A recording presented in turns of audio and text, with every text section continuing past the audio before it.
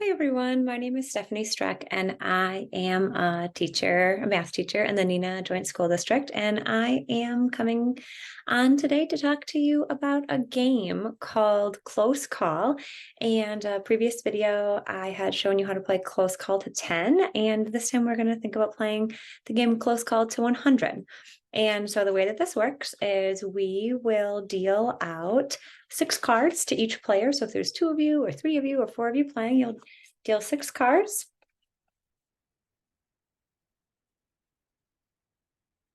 And now with your 6 cards that you got, you are going to try to create two-digit numbers that will get you as close to 100 as possible. Now you will have to think about your mathematician that you're working with and whether or not being able to put two-digit numbers together is something they can do in their heads, or if you want to each have a whiteboard or some kind of paper to be able to do some of your equations on, you could talk together about that. So in this case, you can either remove the tens, that's probably the strategy that I would use, or you could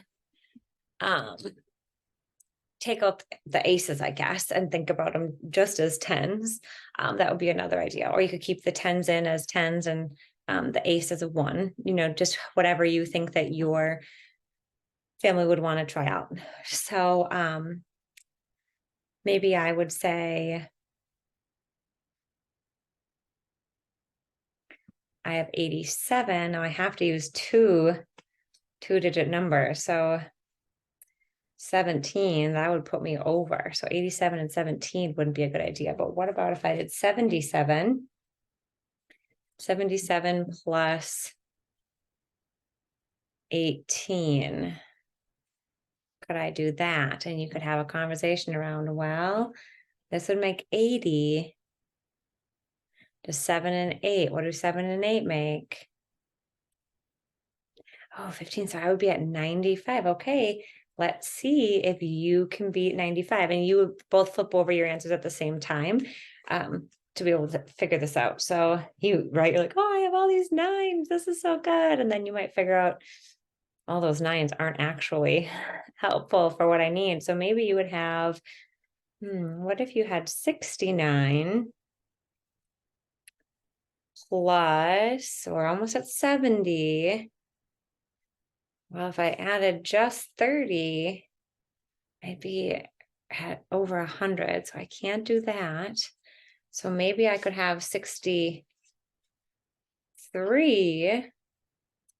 and 40. And then you might say, wait, 60 and 40, that's already 100. I can't do that.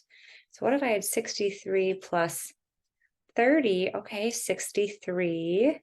60 and 30 is 90, 93, 94, 95, 96, 97. So I was at 95, you were at 97. So you get the points. So we could say either you keep all of the cards and whoever has the most cards at the end wins, or we keep score, you and me, and then you would have a point for that one. We would collect all of our cards and then we would try that game again. And the person who won the most rounds by the 5th time, or you could play until you run out of the deck, would be considered the winner. So here we go. I'll do mine. I'll flip yours over so you can think about yours at the same time. While you're solving this, a lot of the math learning that's happening is actually the discussion that you're having. So no longer is math best taught in silence and working independently. It's about talking through numbers and understanding how numbers work and how they go together. So this idea of having 98, I might share with my child why choosing 98 isn't a good idea, because I don't have anything that would get me 2 and something, right? I can't use only 3. I have to use 4. So this would put me over the top. So even though it's the biggest number, it's not actually the number I want to be able to get me to 100 without going over. So now I have to decide what could get me close. Well, this is 12, right? We decided that the ace was going to be a 10 and the 2 is a 1. So I have 12. What if I had 80? Wow, 88 would be perfect, but I don't have 88. So what if I tried 84?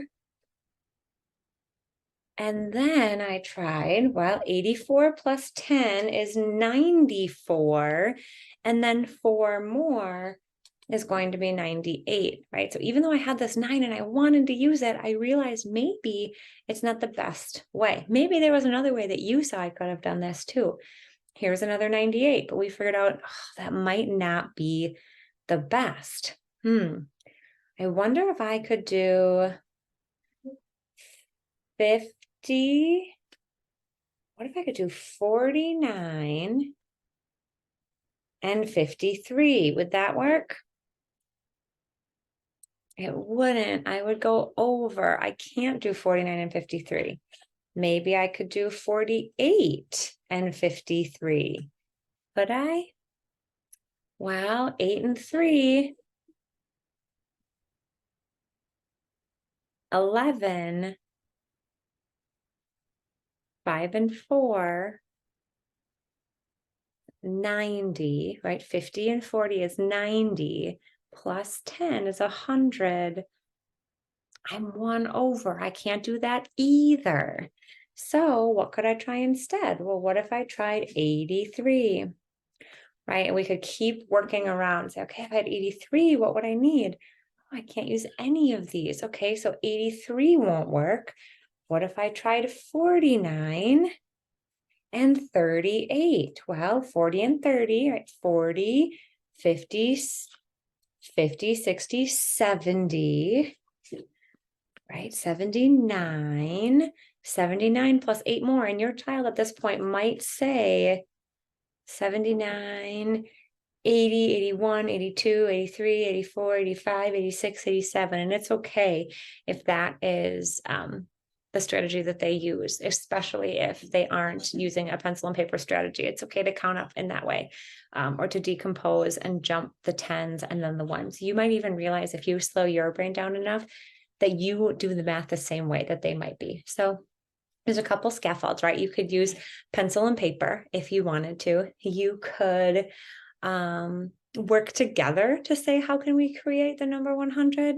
You could have your child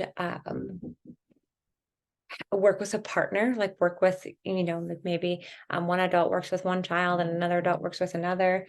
You could think about just thinking about looking at tens, right? So I'm just going to take this and say it's 80 and I'm going to add 80 to 40.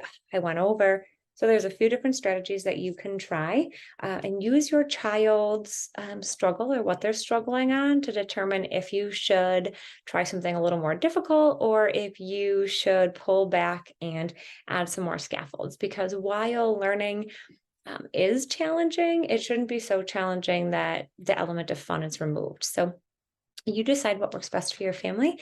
And I hope that playing close to 100 is something that brings your family some joy.